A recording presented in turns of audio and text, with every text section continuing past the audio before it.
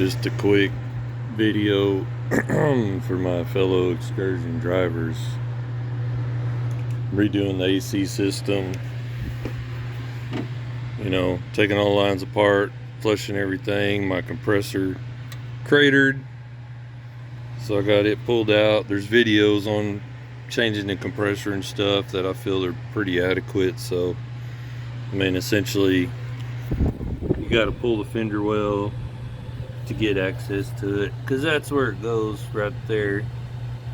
And anyhow, so I won't get into all those details, but I ultimately had to pull the rear climate control box. Heater core goes right here, but here's the evaporator, because these fittings, as you can see, I galded the snot out of those, getting that out.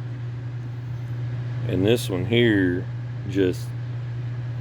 I got that far and I couldn't get it anymore. Of course, with the size of wrench I could get on it in there, and even when I pulled it out, it just practically impossible to get loose. So unfortunately, I'm having to replace the evaporator also, even though there technically wasn't anything wrong with the evaporator. But obviously these fittings are made onto it, so I can't really do anything about that. But my goal was to replace the expansion valve in the rear, because my compressor shredded.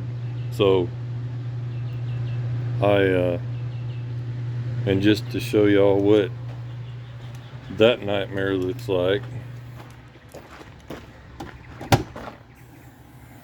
it looks like this. Of course, I have a chairlift in the back as well, so that makes it even more fun. But I just pulled that bottom plate off of that box I was just showing you while it was in here, and then that let the heater cord drop out, so I didn't have to disconnect the heater lines. I really didn't want to have to do that in here, risk that mess of antifreeze.